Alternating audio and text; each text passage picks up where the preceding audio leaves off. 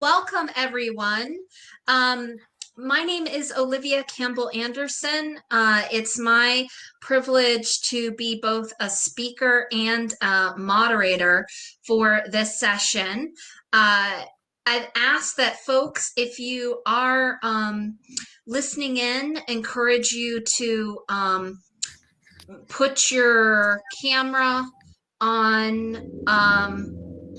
Put yourself on mute and your camera also off, and then afterwards we're encouraging folks so we can get to as many questions as we can. I can see we've got close to 19 folks have joined us, and folks can type in what brings you to the session of the VECAN conference, and if you have any affiliation, that way we know who's here. I see Linda, um, uh, Miss Wetmore, who also recommends skating at Lake Fairleigh. So, Ron, Lisa. So feel free to type in your connection and what brings you here. If you have any question, what you're looking forward to learning from this session.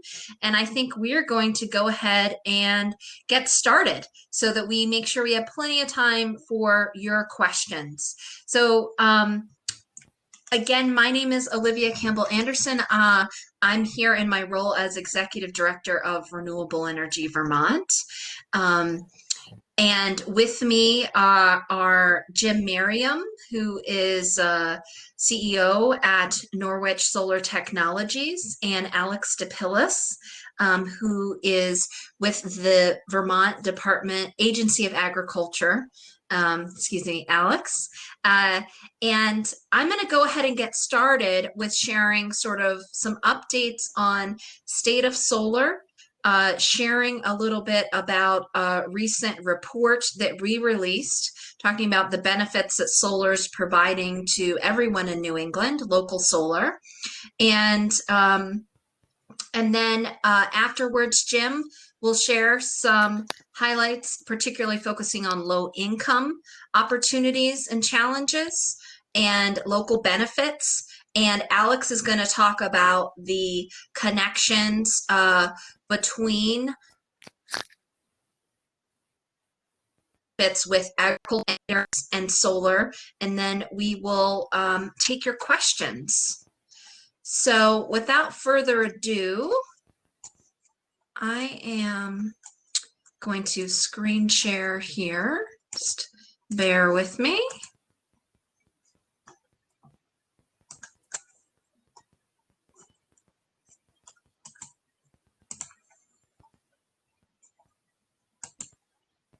Oop.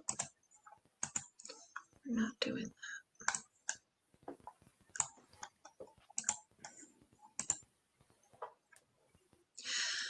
Okay, so we're excited to talk with you about solar in Vermont today, all scales and types. One of the things that I so much love about solar is that really democratizes energy and has so many benefits for our climate, for our local economy, and for those who are able to go solar and those who aren't actually getting tremendous benefits from solar. Renewable Energy Vermont is the local Renewable Energy Trade Association. Our members include local businesses, utilities, individuals, and nonprofits committed to eliminating our reliance on fossil fuels by increasing local renewable energy and energy efficiency in Vermont. We're excited that collaborating with all of you and with the energy committees and our members, we're going to achieve 100% total renewable energy.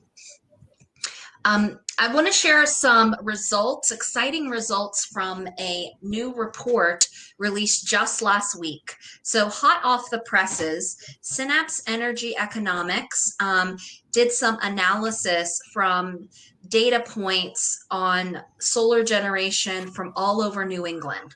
And this is local solar that size 5 megawatts and less. So small scale rooftop, community solar projects, and smaller utility projects, so standard offer projects. been known here in Vermont.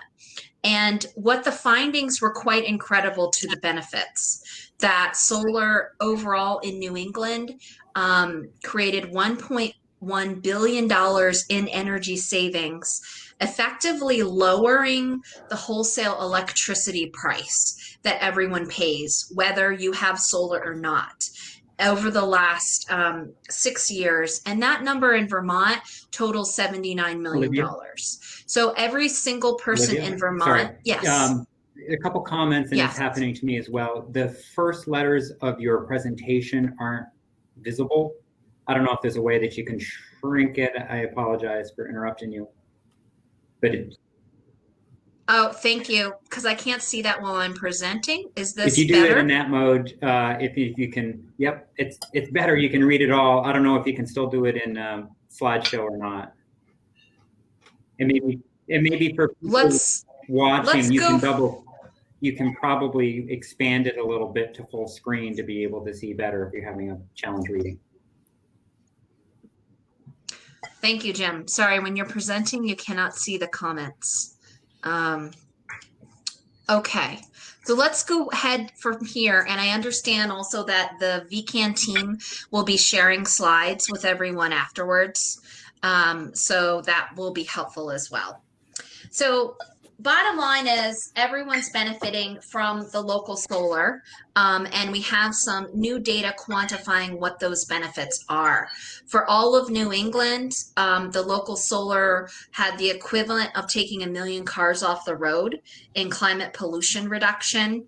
To put these numbers in context with Vermont, we are now producing enough of our electricity from solar to cover about 7% of the state's electricity need. That's equivalent to powering 58,000 homes. And there are significant carbon pollution reduction benefits that come from that local solar generation, which is, if you quantify that, equaling $22 million, or in Vermont alone, this is just for Vermont solar, similar to removing 42,000 cars off the road. Our public health benefits in Vermont are totaling $13 million. So it's a really significant savings every year, both in our electricity prices, in our public health benefits, avoided costs for public health, doctor's visits, asthma attacks, etc., and for the climate. So I have a couple other slides that detail what those benefits are. I encourage folks to visit the REV website for more details. And one really also interesting thing from this report is showing what the benefits would be if we had more solar. So if we had double the amount of solar in 2019, it would have provided $29 million in energy benefits, meaning I'm just only talking about the wholesale price of electricity and reducing the price of electricity for everyone by $29 million. If we had triple the amount of solar, we could reduce the price of electricity for everyone in Vermont by $42 million a year. So it's really incredible and important too that, new solar provides tremendous benefits, and we'd like to get to a place where we have even more to provide more benefits to everyone, but we can't do that without you. I'm also going to provide now a quick update on net metering, because this is the primary way that most individual Vermonters, small businesses, schools, towns, and you access solar is through the state program called net metering. The Public Utility Commission recently updated the net metering rules, and that had an effect of lowering the bill credits for folks that choose to generate their own renewable electricity. The first reduction in bill credits is going to take effect February 2nd, 2021, next year. And then that essentially is decreasing by by a cent. There's no more adder. For folks that are familiar with net metering and familiar with the solar adder, that no longer exists. You will not get an adder for your net metering, and you will also not get compensated for renewable energy credits if you give those to the utility. So this chart, which you can catch up on later, just gives the details of the new rates for net metering. They're going to do a step down by 2 cents effective in February of next year. And then there's going to be another step down that takes effect in September 1 of 2021. And this little chart shows you, for folks who are measuring on a per kilowatt basis, the impact of those rate reductions implemented by the Public Utility Commission. So it's fairly significant. We've seen continued drop in what customers are compensated for pretty much every year over the last 4 or 5 years. And so if you have any questions about net metering, type them into the chat and we're happy to answer those afterwards as well. Now I'm going to keep going here. Why is all this so important, and why are we talking about solar? Why are we talking about renewable energy? To put in context, this is a picture that shows where, for our state's largest utility, Green Mountain Power, where the electricity is coming from. So we do, and where it's projected to come from over the next 10 to 15 years. We have an overall goal of wanting to achieve 100% renewable electricity. Our renewable energy standard only requires utilities to achieve 75% renewable electricity. And then further, it limits the amount of local renewables to just 10%. So that's one of the things we're going to talk about in the future, and something that was also had built up some momentum in the last legislative session. But as you can see here, solar, wind, hydro are the primary renewable energy sources where Green Mountain Power is getting its electricity for customers. And this is before there's any renewable energy credit sales or purchases. So we have a long way to go, as you can see, to get to 100%. And one of the reasons I mention that is in there is state law that is the renewable energy standard.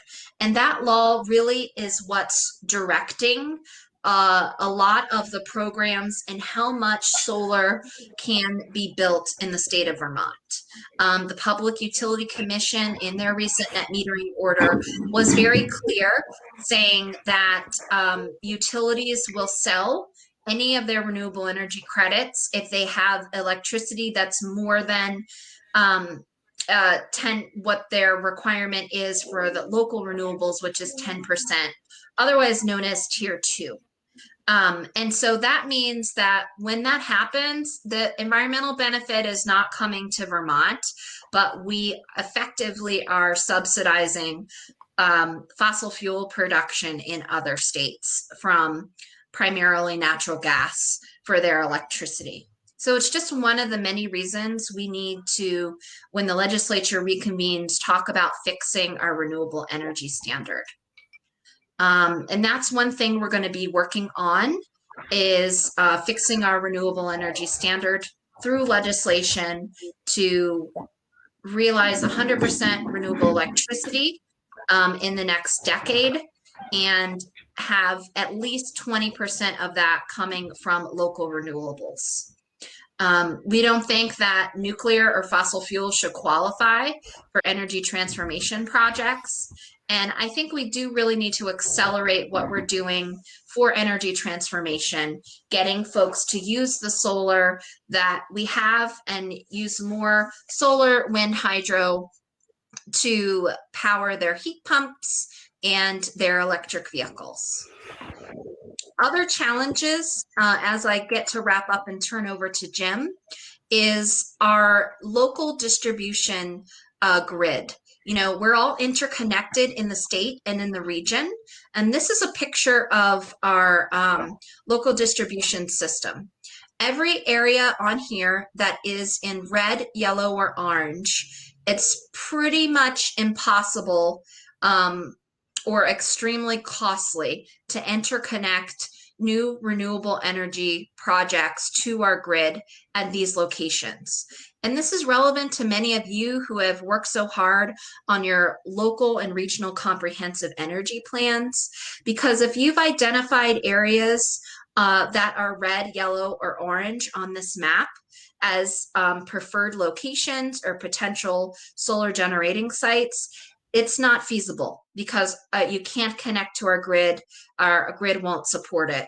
And so we really need to be making some changes in the way we use our grid, in the way utilities are communicating with customers, to use electricity when we've got it locally, and that it's at lower prices. But also we need to modernize our grid so that we can meet our energy and climate commitments.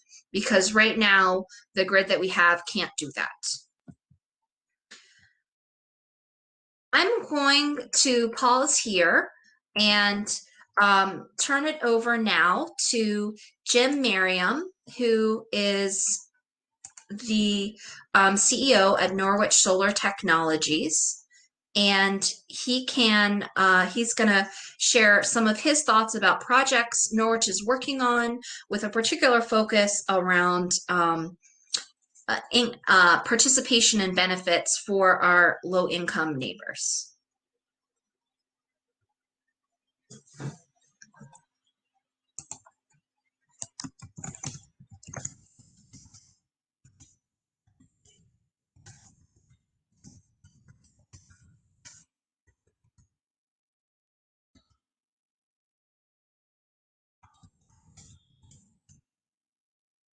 Take yourself off. Okay. I think, Jim, you shared your slides and then they went away. So if you could share your slides again.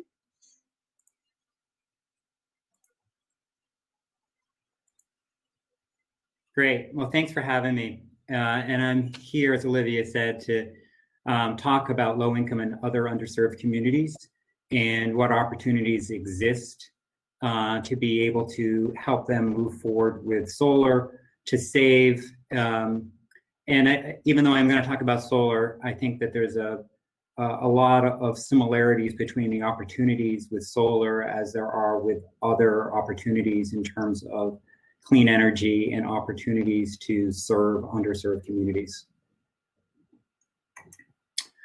So the goal that I wanted to talk about was providing underserved communities equal and sustainable access to clean energy benefits. It's pretty clear right now that the reason they're underserved is we're not doing a great job. And I think that goes all around in terms of partners that could do better in being able to serve these communities. So part of this is how we can help correct that problem, some things that we can do, what I want to talk about. And I think it's also important for us to think about how can we make these efforts sustainable. Grants are great. They provide a valuable niche, but a lot of times grants are kind of like one and done. And that's not sufficient in being able to move the needles significantly like we need to do. I also, as with the sheep will show here, this is a project that Norwich has done. I'm going to try to tie into Alex's presentation of agrivoltaics. And you'll see a couple other animal pictures and farm pictures through this. So I wanted to start with just the underpinnings of some of the common traits that are represented in underserved communities. And again, this is not just necessarily exclusive to low-income communities when I talk about this. So the first one is a lack of access to upfront capital. So again, whether it's solar, electric vehicles, or other clean technologies, the way we pay for them typically is upfront money. It's not something that's necessarily spread out over time. And if you do spread it out over time, you are taking out a loan, which also presents challenges to individuals that don't have a great credit history or a credit history. I don't want to say editorialize on it, or don't have sufficient wealth, so to speak, to collateralize any loan they take out.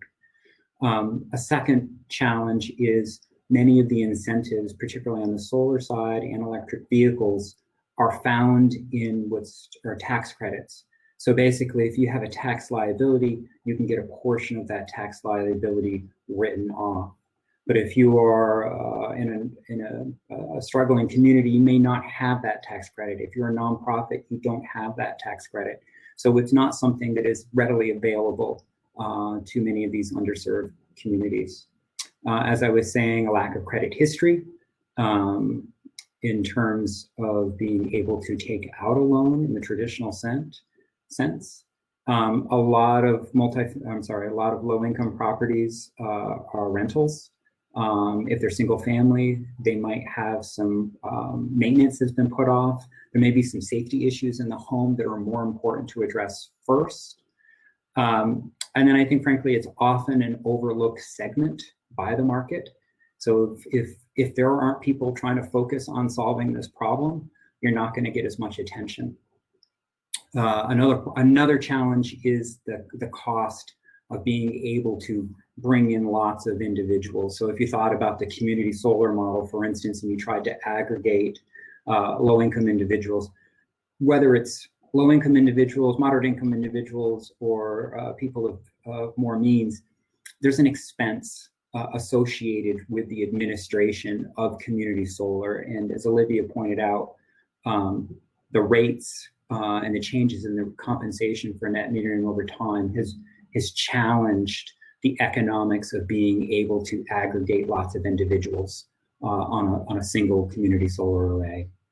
And then finally, at least for this list, a lot of the affordable housing organizations, not through their own fault, but just the way that funds come in from federal and other partners, there's a complex arrangement to that ownership structure, with sometimes some pretty arcane rules, particularly from the federal government, that make it much more difficult to finance and to provide savings to this community, to low-income communities. So I wanted to just give a little context of some things some neighboring states are doing, some areas that are similar to Vermont in size, and then talk a little bit about the impact of being able to act. So the first one is DC on the left-hand side, and DC is it's about the same size as Vermont, and they have a goal of reducing the cost of electricity for 100,000 residents in their Solar for All initiative. That's a pretty amazing goal to have, and they have a fund that comes in each year that helps basically grant projects to low-income individuals, either in multifamily or single-family properties. And they've also used it as an opportunity to look at how can they take a solar program that is helping provide these valuable discounts to individuals, but also how can they turn that into a jobs program? How can they use the benefits that come from a clean energy economy to help better serve the individuals? And in the case of DC, they're training a lot of low-income individuals on how to install solar. So they're giving them a pathway, so to speak, upwards in economic mobility. In Massachusetts, they have a couple different programs oriented towards trying to incentivize solar for low-income families. As the statistic shows there, it's 30% of the residential customers in Massachusetts are low income, but only 3% are solar customers. And I think it's probably in that case, one, if you're reluctant about going into debt and you don't have sufficient means to begin with as well, just having the green bank and the loan loss reserve is insufficient to be able to move that population on an individual basis. And I would say the other aspect of that, at least from my experience with Massachusetts, is lack of attention to that market. It's probably worth digging in deeper. You could probably do a whole presentation just on how Massachusetts has worked. And in New Hampshire is kind of like another classic approach to addressing low income. And in New Hampshire, it is sporadic funding. So there are programs and then there are no programs. So it's really hard to have a sustainable effort to be able to move the needle again. New Hampshire did do a nice program where they helped residential owned communities buy solar and help reduce the overall electric bills within those communities. And then in Vermont, which doesn't have a low income solar program, I just wanted to touch on, the more humanistic side. So I worked at Efficiency Vermont a few years ago, and we had a program where we basically replaced old refrigerators with new refrigerators, working with the community action agencies within the state. And two quotes that have stuck with me that you don't necessarily think about of how big an impact these things can have on people's lives was an elderly Vermonter who basically went to the store every day because their food spoiled. And the only way they could prevent their food from spoiling with the refrigerator they had was to go to the store every day. And then the other one was a mother who had to keep her daughter's medicine in a cooler, and she was very concerned about that. And the refrigerator allowed her, in a really bad situation, be able to at least alleviate one of her concerns. So the point of that is small actions can have big impacts on people's lives. And it's important for us to kind of keep that in focus as we try to work through some of these programs and opportunities. So I wanted to talk about one success, and this is a small success, so I don't want to claim any victory at all here. In 2020, this current year, from Norwich Technologies, over half of our output from our installations is going to go to low-income residents, and that'll be supplying low-income residents for 25 years. So the first year savings of that output for this year will be $110,000. Lifetime savings from this group of projects this year will be $3.8 million. So those are, significant, still a lot more to do, but it does show that there are opportunities to be able to help the low-income community be able to realize savings. And why this worked was, as I've listed here, affordable housing agencies. We worked with numerous agencies across the state. They did a lot of the consolidation of the transactions for us. So we're not individually billing customers. They're managing those transactions. Either they already have those relationships and those transactions going. So we're just tagging on to that, I should say. We intentionally focused on the low-income communities and underserved communities in general. Again, if people aren't paying attention to it, it's difficult to be able to get the needle to move. We were lucky to find willing finance partners and banks that would work with us to be able to support these projects.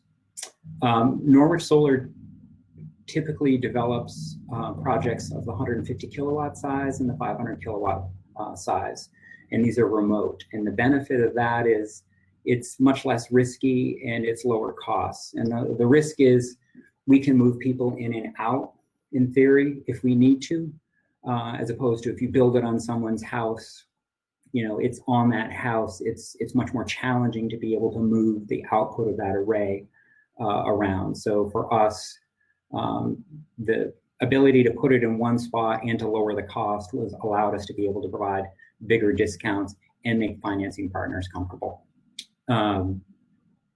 The discounts were on the bill versus a buy. So the other reason this worked is that nobody had to put up any money up front. We work with the owners to be able to build these arrays, and there's, as I said here, no capital required. The customers just start seeing discounts on their bill. And then the owner utilizes the tax credit that provides the discount. So again, back to one of those challenges is if you have limited means or you're a nonprofit, it's difficult, if not impossible, to take a tax credit. And then as Olivia was talking about some of the future challenges, when the net metering rates change in February, if I was to take and run these projects through that same lens with the new rates, we would see a loss in terms of the value conservatively at like $140,000, which if you look up above, the savings that we provided first year was $110,000. So it's gonna be really difficult to continue these types of projects with meaningful discounts under the new rates. And we'll talk about some things that we can do, hopefully together, to reverse that.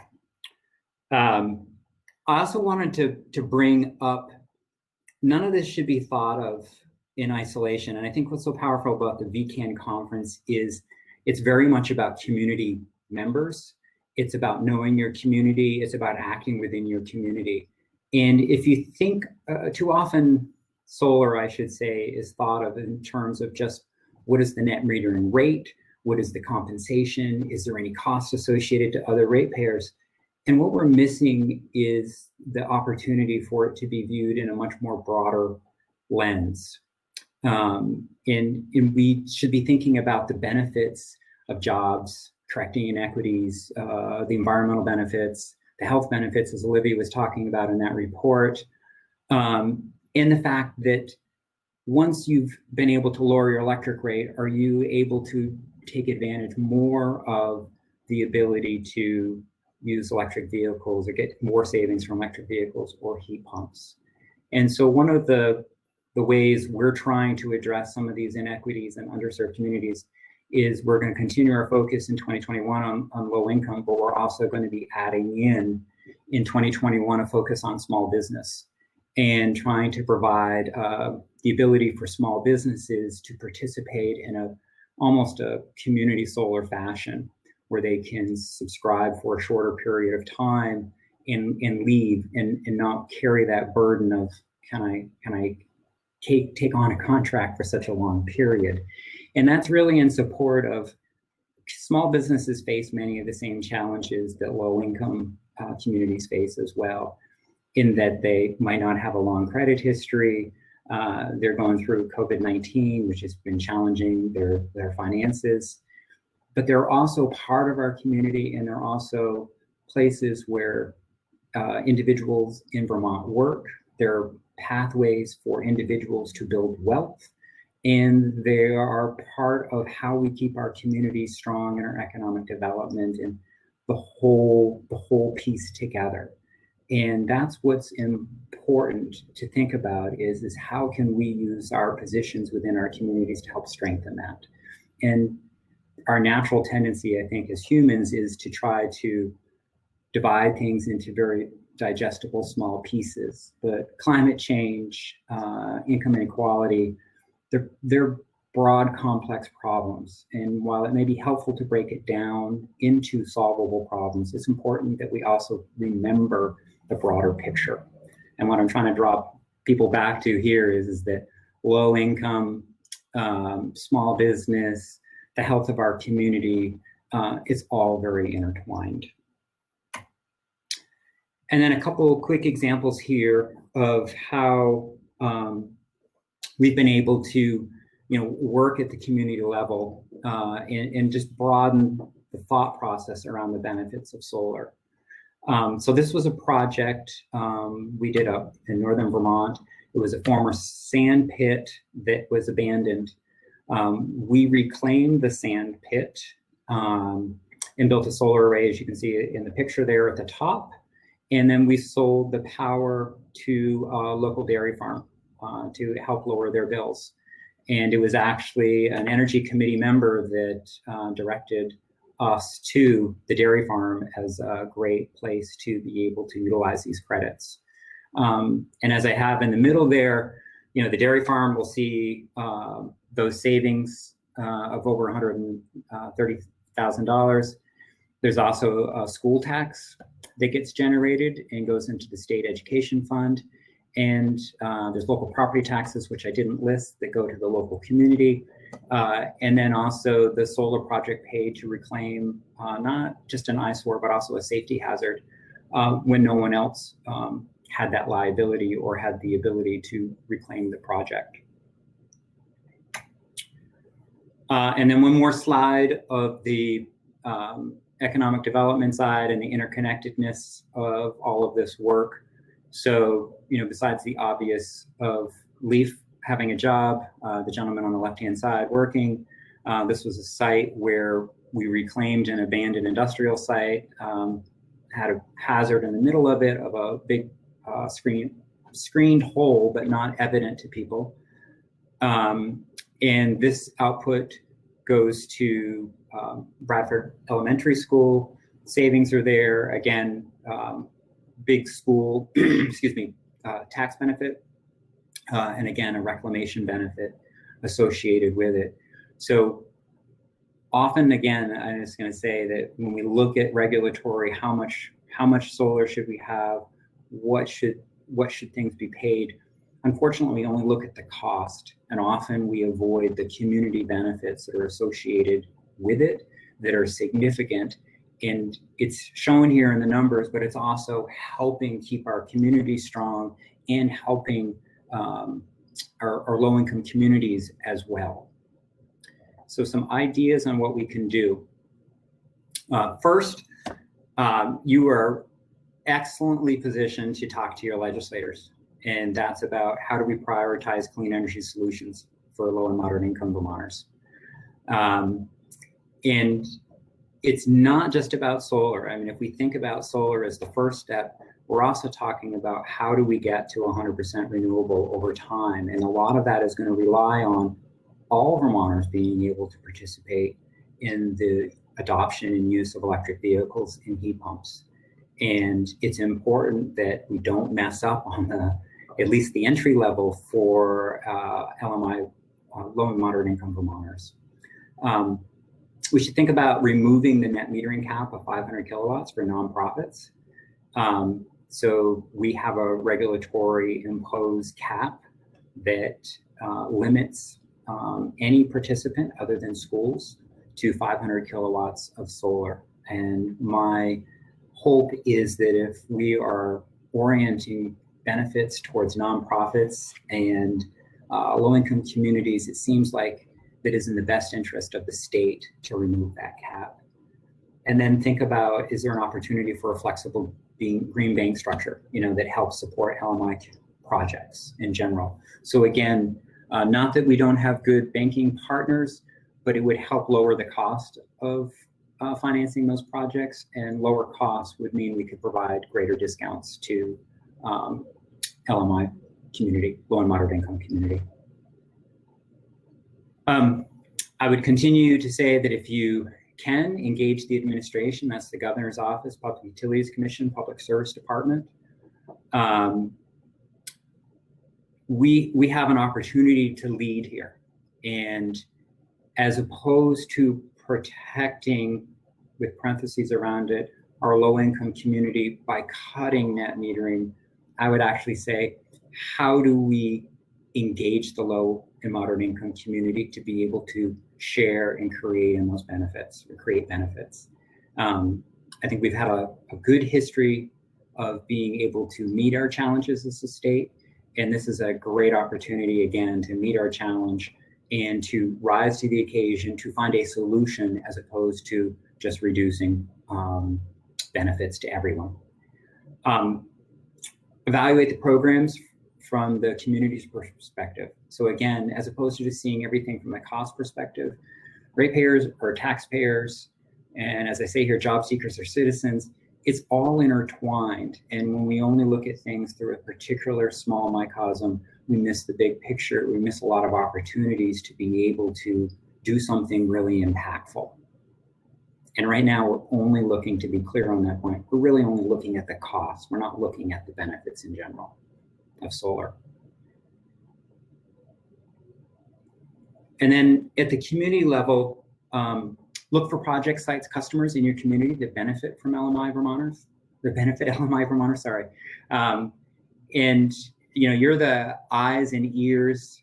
You have probably some of the best insights in being able to identify what would be worthy and useful projects. I would say work with your local solar contractor, your local advocacy agency or low income agency, housing agency, to see if you can fulfill those projects. And then if there's some opportunities to identify some rooftops that could support solar by February 1st, you can apply for a permit, again, working with your local solar contractor, and you've got a year to figure out basically how you get that built. But the important thing is to keep the better rates. You need to get your application in for a rooftop prior to February 1st. And then lastly, connect the needs of low-income Vermonters, actually any underserved community, and climate solutions through real community experiences.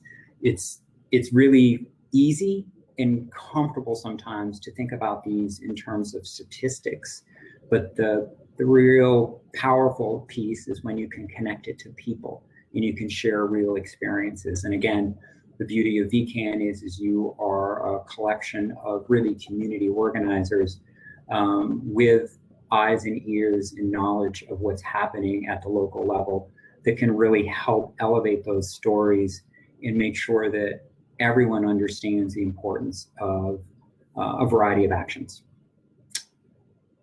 And that's where I will leave it. And my contact information is there. If you do have any questions, feel free to hit me up at Miriam@norwichsolar.com. Thank you. Thank you, Jim. We're now going to shift a little bit and talk about solar and local renewables as part of our working landscape. It's not just about us, but really integrated into our entire landscape. And I'm thankful that Alex DePillis from the Agency of Agriculture with the state of Vermont's now going to share some things that have been happening in that space and some challenges for additional progress. That was great, Jim. Thank you very much. It's amazing what's going on, and not the first time I've been thinking about the connection to low income and how do we do that. So we'll keep this conversation going. I'm very interested in what else can be done on low income along, apart from solar and complementary to solar. Like you said, it's this holistic thing. Okay, I'm going to just share my screen, and I'll keep an eye on the chat, but I will do it later. So here's my screen. I'm going to go to a slideshow, and can you just tell me, I can't see anybody, but can you tell me if it's working? Good, Alex. Great. Okay. So I put this together, and I think actually Matt is on the call, Matt Burke and Jason Mazurowski from UVM, following up on an event we did in September. So the basic scheme here of this basic outline here is I just want to give a quick background on the 3 types of land use in Vermont, and then how farmland figures into the energy bucket of land use, and then sort of to infinity and beyond. What else is possible? What else is happening? How do we do better and more, especially on the working landscape side? Well, traditional land use is farming and forestry, and that's written into statute. I mean, it's not just a notion. Farming is defined in the Act 250 law as not development. That's how we define farming. That's where it happens.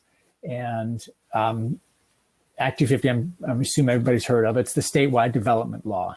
And farmland must be mitigated if it's destroyed for development. So that's called sometimes prime ag. People refer to it prime ag. It's actually called correctly primary agricultural soils. And those are defined in statute as to what qualifies and how mitigation is done and so on. So that's the development bucket. Into the energy bucket, Section 248, so-called, is that statute that governs statewide energy siting, and it weighs the public good. And what happens on the environmental stuff and a lot of other criteria that are looked at, they borrowed more or less from Act 250. So there's, utility system criteria that are not from Act 250, but there's economic and land use and environmental criteria.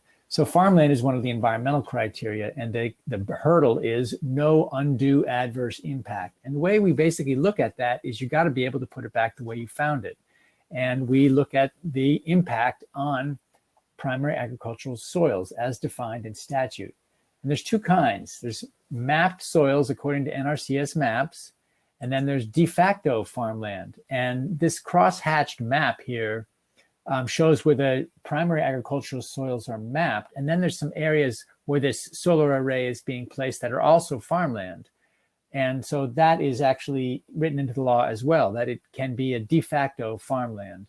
And when you look at one of these sites, this site right here, by the way, is the big site that's proposed for down in Brandon. I think it'll be the second biggest site in Vermont. And it was a complicated site.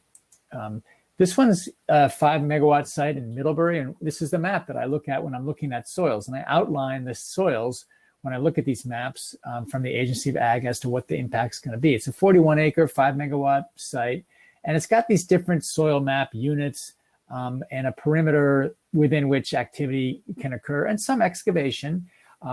The excavation that occurs, the soil will be removed and it will be placed in soil stockpiles, which is that middle orange box there. There's some piles shown of where soil will be set aside, separated by layer, and then to be replaced back into whatever excavation is done in reverse order when the whole project is done. And that's what we mean by put it back the way you found it, right? You're going to drive on the thing, but if you excavate, you have to stockpile and be able to put it all back to be used for farming, to be able to be used for farming. So then, what do we talk about?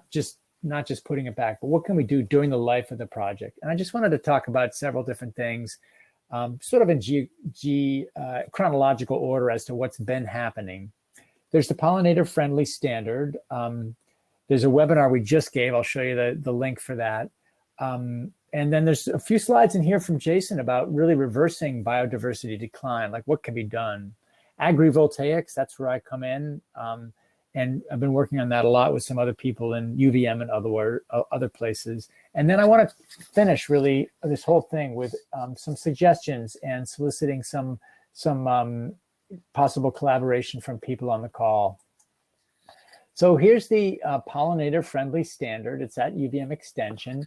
It's a voluntary standard. You fill out a form if you're a developer. This is what I'm going to do, and now you get to make that claim. This is a pollinator-friendly solar site, and most of the new sites, big ones especially, seem to be signing on to this. At least that's what I hear. So there's some good resources at that website about how to do pollinator-friendly solar, with it's a checklist and so forth.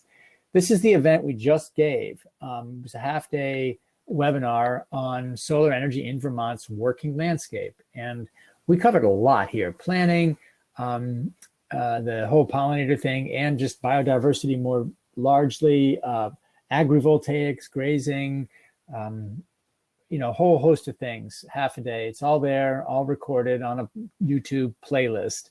And oh, by the way, any of this stuff, just contact me. I'm sorry I didn't put my email on this presentation, but I'll put it in the chat. And this is Jason, who did some of the work on this biodiversity stuff. And the great thing that he really says here is, what are we talking about? Are we doing, just bees? It's fine. Plant for pollinators, big deal. But you could do, think about more, right? Pollinators, other insects, birds, and then, think even bigger, right? What's going on in the surrounding landscape? So it's a great point. And they don't have a lot of data. And that's the deal. You need the data to say, well, is this really a biodiversity hotspot or not? And what is the effect of this potential hotspot on stuff around it? And there's all these bees, and that's just one aspect of it. But habitat loss, this is the problem, right? It's habitat loss. A lot of declines in the bees. So, it's fine within the array. Bees are good. You plant flowers and pollinator habitat, and that's going to help in the array. But what's happening outside, right? That's important. So that's what they've been looking at. And, how do they measure the increase in biodiversity? And will it continue, right? Does it plateau? So some good questions about time and space and the types of species.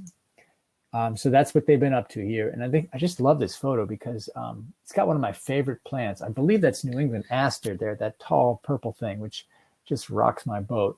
So anyhow, that's, breeding birds, and they're doing this work. I wish they had 3 years. 2 years is kind of hard to get a good time series, but they're doing what they can. And, hoping to expand basically. And looking at, what could you do on a buffer outside of a solar site to help a little bit with bridging to the landscape around. So, he says this could really potentially work. And he's a scientist, he's been pretty skeptical, but so far so good is the upshot there. So agrivoltaics, as you can figure out from the term, it's just farming with solar. And what's happening, a lot is possible. It's pretty easy to graze sheep, and then you can go kind of above and beyond, as I'll show some pictures. We started out kind of just putting together a guide on farming friendly solar. I had some problems with my network when I was doing these slides, and I lost the link. But if put this search term in your browser, and you're good to go. It's a great little guide we did, me and UVM and Two Rivers Ottaquechee, a regional commission, on basically what's possible to make solar farming friendly. That was kind of our launching off point. This is one of the sites that we profiled in New Haven. This is looking east across a 17-acre site to the Green Mountains. It's this time of year, actually, and this is what a grazed site looks like. They haven't mown this for 3 years, and they've been able to. That's what they've been doing at that site, or they were doing. I think the sheep herder moved on, and we're looking for another grazer for this site. So what's on tap? We've got a new association, American Solar Grazing Association. I'm putting together a checklist as a one-pager, and my counterpart over at UVM on the grazing side is looking at sort of the economics of it and kind of a menu. And I would suggest anybody who wants to graze or offer a solar site for grazing, we've got a great matchmaking website, vermontlandlink.org. It's free. You just post your stuff in there. You've got to use decent terminology, and your stuff also gets posted to New England Farm Finder. So this is a really good way to make that connection for any kind of agrivoltaics on a solar, any kind of agrivoltaics. Just what's been installed is, this is the site over in, Benson, Fairhaven? I think Benson. Maple Ridge Meats. And this is a Massachusetts style, higher off the ground kind of solar array. They pay extra money for this in Massachusetts. And this one was set up for cattle. So you have to take into account the wind loading and the fact that cattle are going to rub up against the piles there, the posts in the ground. That's what that looks like. And this is right after construction. So you can see that grazing actually is significantly impacted by a construction project for 2 or 3 years. Now it is bouncing back, so it's going to be fine. This is a system out of Italy. It's a guide structure. You can easily operate a tractor underneath. It's the same kind of structure as would be used for shade cloth, for example.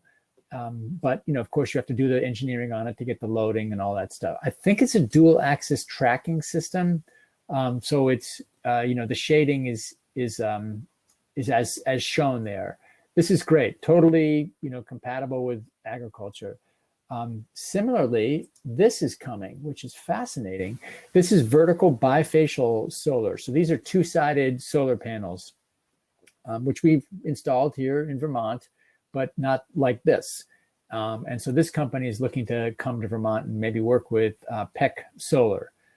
So the cool thing about this, it's like, okay, so here's what it looks like at noon, right? The shadow is right under the panels. Here's what it looks like either at the beginning or the end of the day. This kind of looks like afternoon to me, but you can see it casts a shadow. So these are north-south arrays. And the fascinating thing is the curve, of course. It's got a double hump generation curve. And this graph shows the price paid. This is a European pattern here, the price paid morning and afternoon on electricity. So the market that you're effectively trying to match up to. And as you can see, it's a nice match, the orange versus the conventional blue. So that's intriguing. And I'm looking to bring this to Vermont, including the manufacturing of it. This is a Japan-style agrivoltaics, and you can see it's basically like greenhouse pipe, which I think is fascinating that they do it like this. So this is designed to be movable. You know, I don't know how it's anchored to the ground, but it's not super substantial in terms of being able to move it. So big picture suggestion. This was what Matthew came up with as a pitch for the Energy Action Network. We weren't selected, but the point here is that there's possible conflicts with the siting of this stuff. We've certainly seen some controversial siting stuff.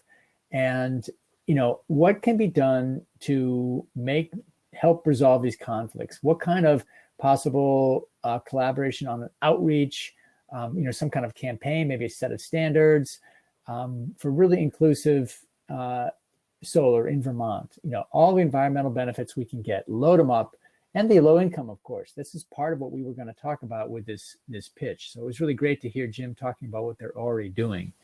So that's what that's a big picture intention here for me and our little team. Here's another suggestion. I'd love to work with some people from VECAN on potential USDA funding due on the 1st of February for $100,000. It would be basically to pre-qualify willing landowners. When you look at a town plan, they say stuff like, well, you know, basically, I'm paraphrasing here. We like this kind of stuff. We like solar over here, but probably not over there. Agriculture is good, renewable energy good. That's not a map of who's actually willing to do it. So could you go into a community, invite willing landowners to raise their hand, and then do some matchmaking, and then get it all on a map and say, okay, solar developers, these are the willing people, you know, and to be in there just helping with that whole process. So it would need a cost share probably to score well within USDA's scheme. But I do plan to put this together probably at least with Bennington Regional Planning Commission. So others, I would love to help to do this more broadly in Vermont. Maybe we start it down there in Bennington and we roll it out more widely. Well, that is it for me. How do I close this end slideshow and end sharing? Let's see. How do I end sharing? I think I ended sharing. Did I end sharing? Yes. Amen. Thank you. Thank you. Thank you. Thank you, Alex. So a lot of interesting ideas there and new applications in other jurisdictions and countries to see. So I want to encourage everyone who's with us to, if you have questions, type them into the chat. And I'm going to kick us off with a question. Jim, you did cover this a little bit in your presentation, but if we had a kind of call to action for our neighbors that are serving on energy committees, if there were two things that they could do, what would you want them to do in this space? I would say one, I'm going to combine two things into one.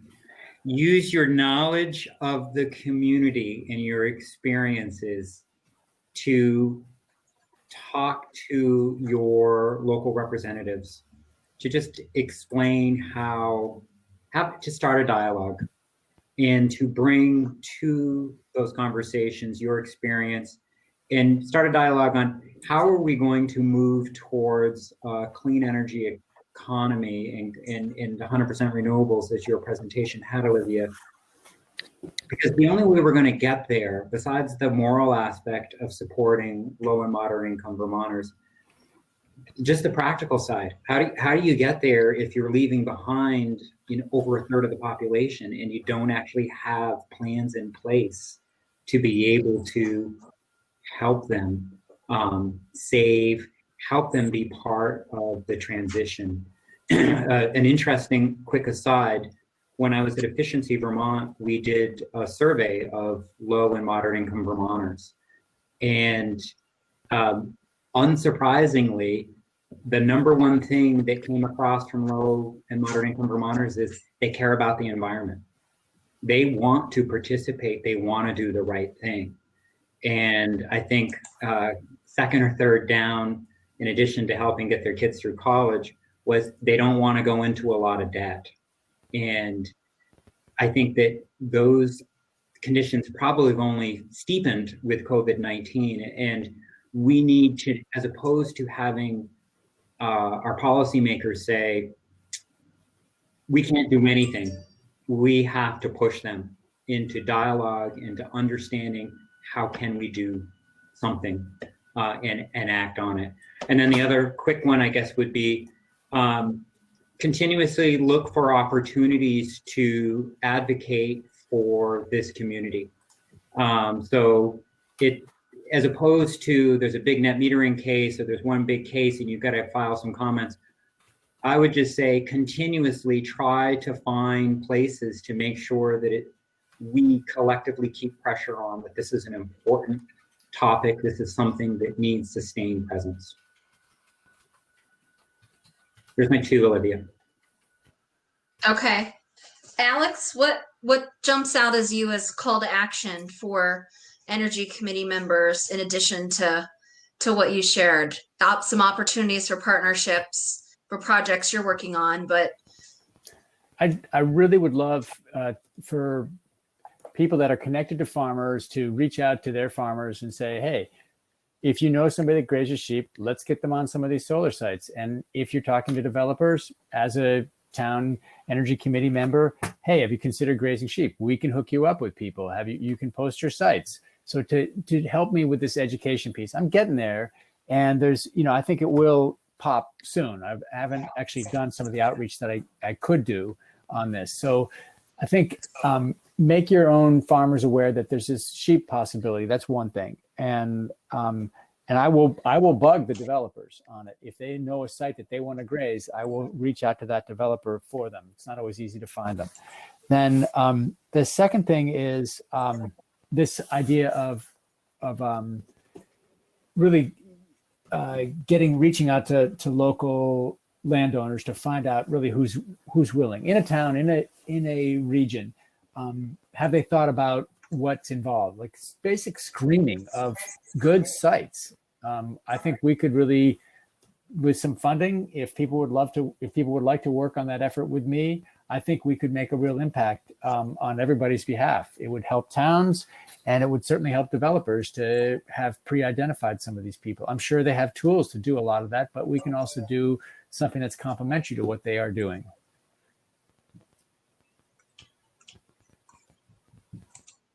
great, thanks. So it looks, and I'd like to second Jim's call to action in really speaking with your local legislators.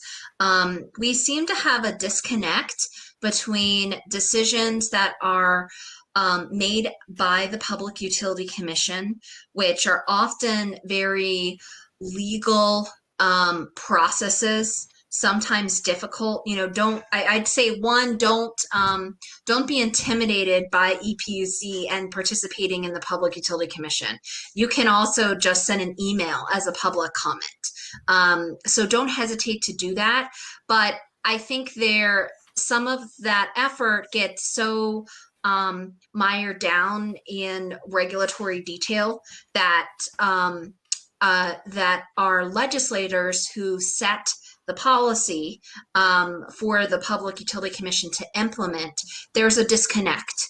And so what we know is there's so much energy and so much, love and so much opportunity really with local renewables for our entire community that we need to make sure that legislators are hearing that, and that what they are directing is the Public Utility Commission is implementing that. And so I think there's a bit of a disconnect where the PUC is saying, hey, legislature, we're just doing what you tell us to do. And when it comes to local solar, that means doing no more than 10%. So we literally have a situation where the Public Utility Commission is telling communities, telling individual customers who want to go solar, and telling our utilities, don't do any more. Legislature said 10%. You're already at 7%, so you really don't need to do any more. Slow it down. And that is exactly what the PUC is doing. in terms of their permitting for new projects, in terms of their how much renewables do we need, in thinking about the pace of net metering. So we have quite a few questions from folks who've joined our conversation today, and going to encourage those who, if you have a question, type it into the chat. I see a question from quite earlier today about our existing electricity grid. And I shared a slide that shows significant areas of constraint where it's very difficult, expensive to not possible for even homeowners to install new a net metering project or new local renewable generation. And so a question for Margaret is sort of, how's the grid updated?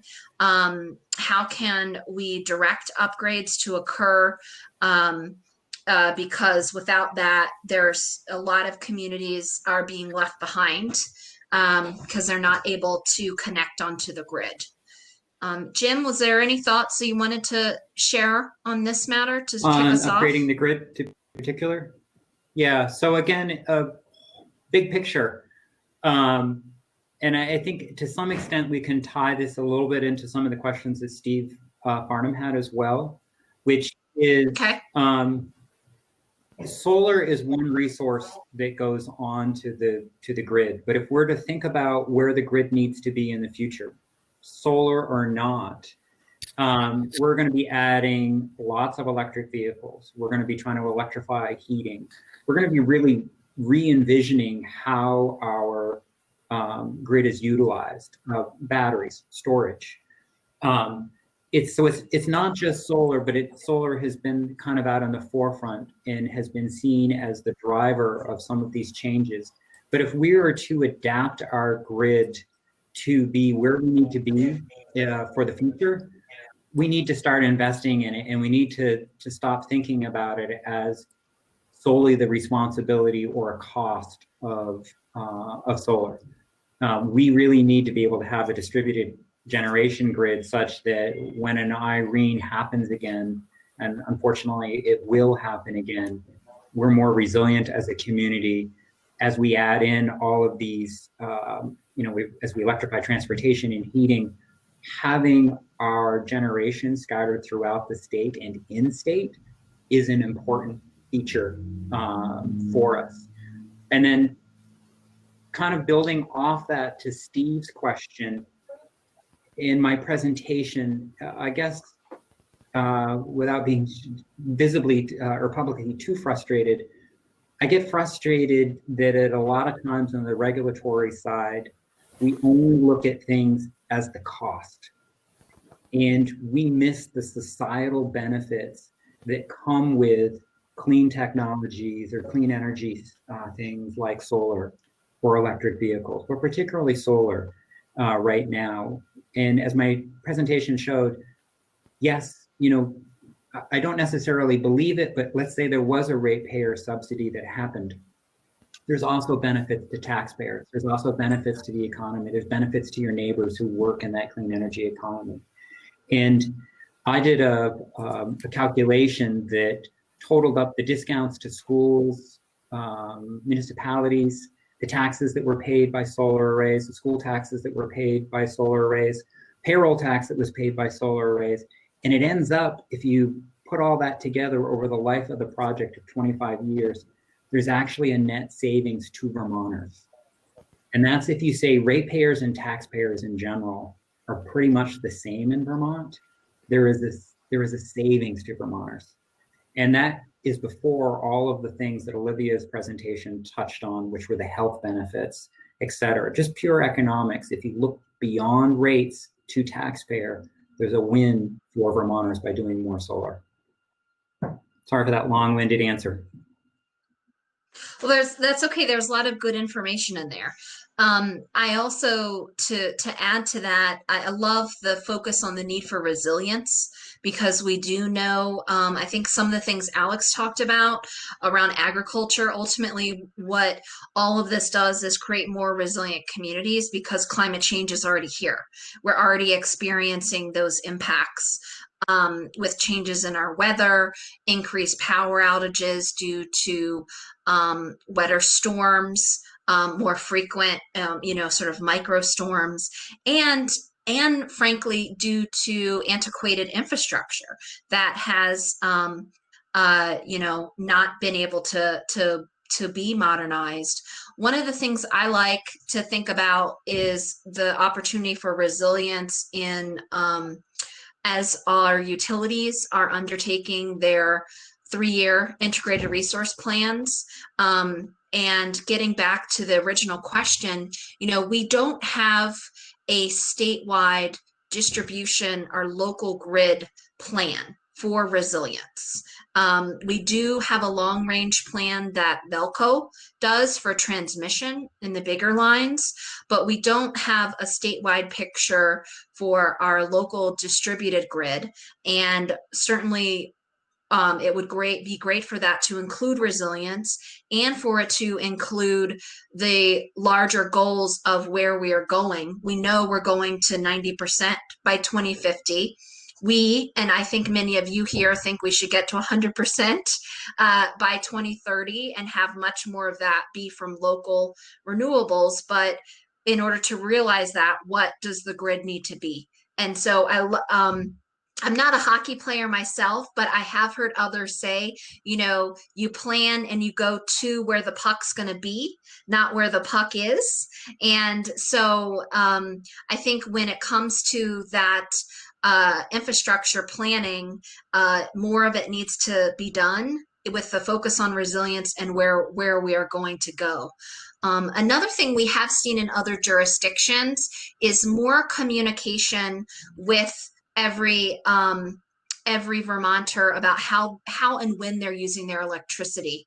We don't have most of our residents aren't able to access sort of time of use rates. They're not given signals by their utility to say, hey, charge your EV now rather than later, so that you're using solar, so that we're using more on site and sharing with our neighbors when they need it most. And so there's a lot of opportunities that can be done on the utility side to be sharing information with customers about both the locations of where projects could be located cost effectively, but to customers on when and how they use their electricity to create savings for themselves and for everyone. So I know that is another opportunity that exists for progress on this issue. I want to make sure we keep getting to other questions here. Alex, there is a question about farmers and development rights and easements, and also, I know many are in the current use program as well, and some of those land conservation opportunities can conflict with the opportunity for a farmer to host solar either for himself or for his community. Can you speak a little bit more to that? We've got a question from Steve Farnham on that. I did answer that specific question about conservation. I don't actually deal with it directly. I dealt with it back 5, 6, 8 years ago now when those guidelines were being developed. So it's up to the land trust that would buy these conservation development rights, or what's already in place at that farm if it's already conserved. So I think I answered that. Basically, if you're going to do solar on a conserved parcel where there's an easement, you probably have to do it on the farmland complex, farmstead complex, I think they call it. And I think it has to be mostly for the own farm's use. So they're pretty strict on that. Current use actually follows a similar path. Basically, they say it's a farm structure if the person with the current use appraisal is using half or more of the power. That's how they look at it. If you want to change that, it would be statutory, I guess. You know, a farm structure is a farm structure. That's how current use is written. And they use the 50% rule because it's the same thing as in statute, where they say farming is where you have something that's principally produced on the farm. So again, it's the majority. That's how they're looking at it for current use. You know, these are things that would need to be changed somehow, especially current use. And current use was opened up for some changes recently, and you know, could be again, I guess. So I'm not sure. I don't know how exactly to do that, to tell you the truth. But I do think that it's important to somehow help farmers get these projects in ways that make sense for everybody. I do know, speaking of that, Alex, there was legislation introduced by Representative Jim Harrison on this very issue with solar and current use. And it always gets a hearing, it gets out of committee, and then it doesn't quite make it through. So anyone who's interested in that, you know, I think it's a matter of contacting your legislature and encouraging them to support that legislation by Representative Jim Harrison.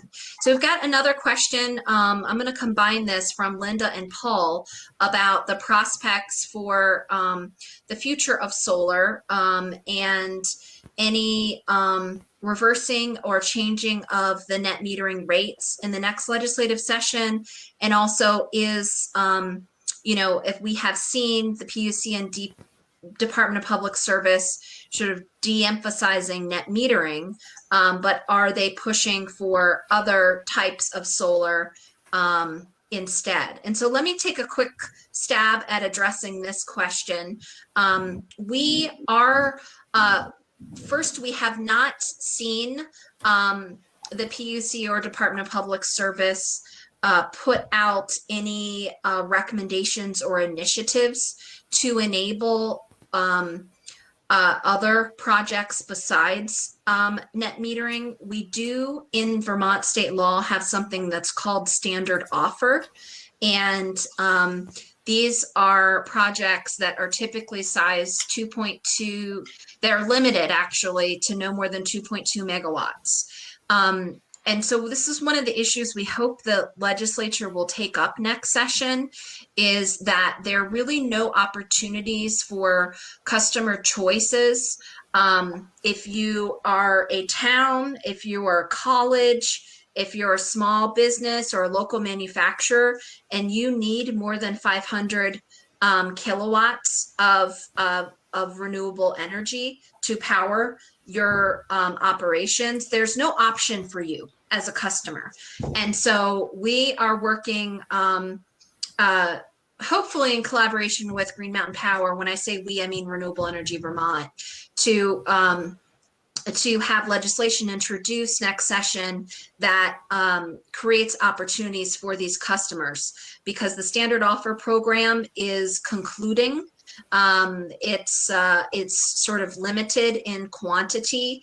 And so after 2022, there really will be no opportunity for these middle, smaller size, less than 5 megawatt projects to be built in Vermont unless they are initiated by a utility. And so that's an area where it's necessary for legislative action to either continue the standard offer program and evolve it, or make modifications to net metering so that more customers that have more energy needs can participate, and that we can also create economies of scale and develop solar in a way that is a lower price point for some customers, because we can do that if we can build projects that are 5 megawatts, larger than 500 kilowatts in some areas. So there's definitely a need. I think, Linda, with your question, one of the great frustrations is you can't, if you lower net metering, then that just means there's less overall. And we're not going to continue to make progress. And so we need that larger vision. And that initiative we have not seen coming from DPS or the PUC. Let's see. There is a question here from John about, is there a comprehensive list of Superfund sites or non-agricultural lands that are suitable for solar projects in Vermont? I do know that the Agency of Natural Resources keeps an atlas, and I think many regional planning commissions also within their comprehensive plans may have some mapping.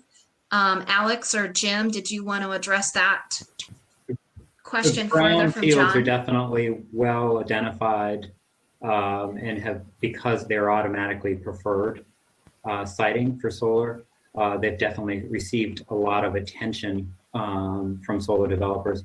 I think that the one other aspect of that, I think the sand pit that I showed in my presentation, it was a sand pit, but it actually wasn't listed. And we actually went through preferred siting on that site just because it was easier. There's a lot of gravel and sand pits within the state that were never really legally opened or closed. So the maximum number is much smaller than we might think driving around of designated preferred sites. And then I'm going to let Alex go on to non-ag. Say again, Jim. You're going to what? You talk about non-agricultural soils. Yeah.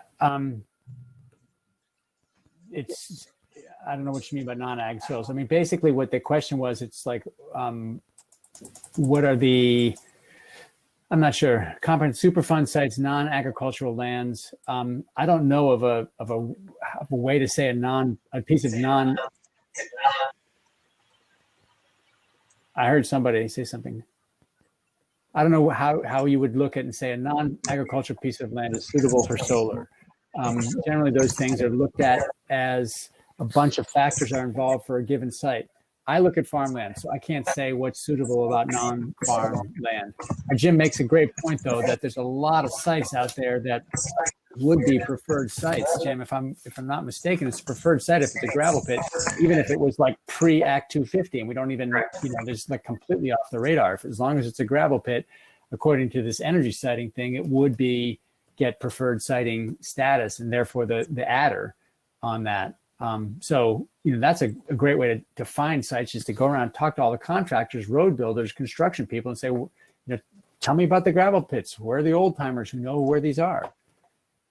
They're around. They're sprinkled all over the place. Right. And sometimes, even if they're there, though, there's debate of whether or not it will be automatically deemed preferred if it wasn't officially opened up as a quarry, so to speak. I would also say that if you type in, Agency of Natural Resources has a wonderful tool, the resource planning tool. If you type in Vermont Agency Natural Resources mapping tool, you can put on layers of soils, wetlands, vernal pools. It's a excellent tool to be able to do some pre-screening if you're not familiar with it.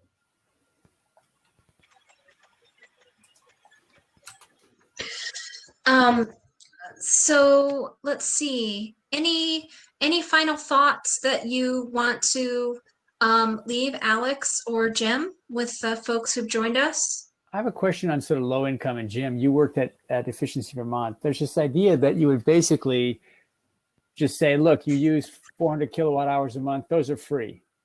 The next 100, are going to cost you regular. And then the next 100 after that are going to cost you double.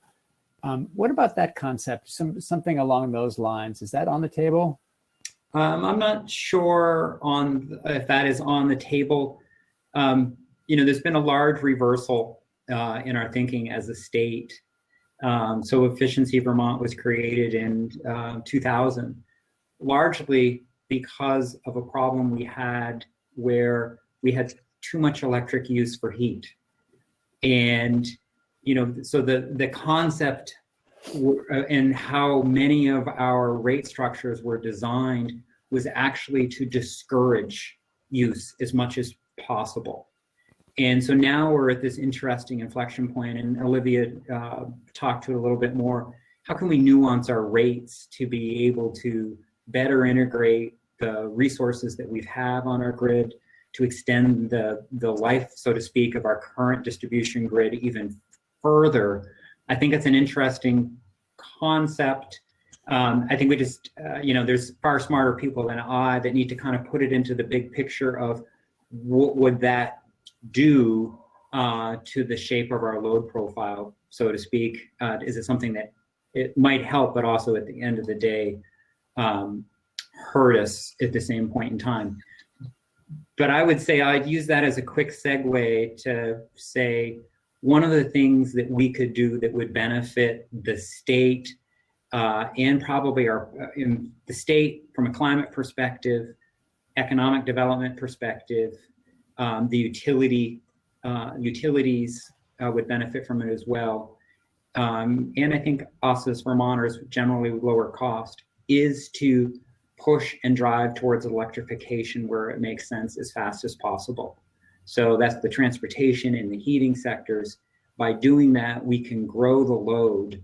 To get to Steve's question about how do smaller utilities deal with loss of sales, loss of revenue from self-generation.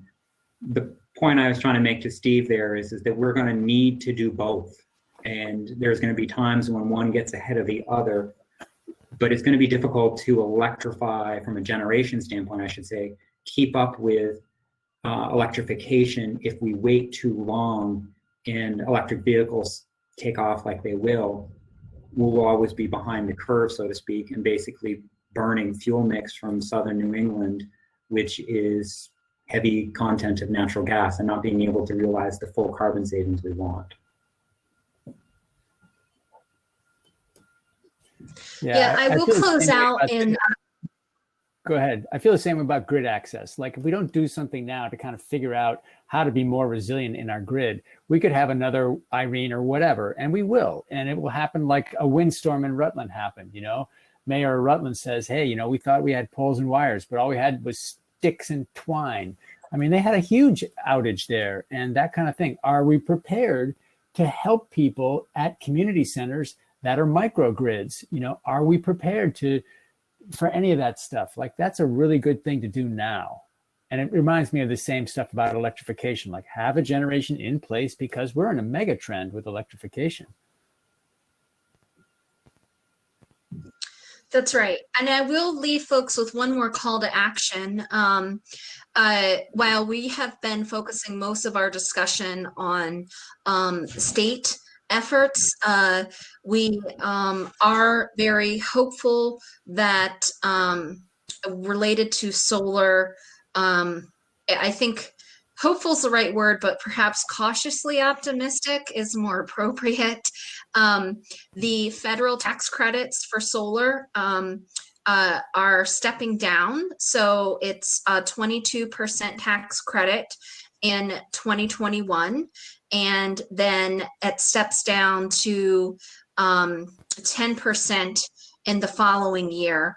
And then for residential customers expires. And so one thing that you also can do if you're having conversations with Representative Welch, Senator Leahy, Senator Sanders, to ask them that how important it is, remind them how important those federal tax credits are in making Vermont's ability to realize its climate commitments and its renewable energy commitments in a cost-effective way, and they are very meaningful. If the federal tax credits for solar are not extended, 2022 is going to be a very, very hard year for those who want to generate their own electricity. It will be much more expensive and much more expensive overall for Vermont, and unnecessarily so. So that's my final call to action, is talking with your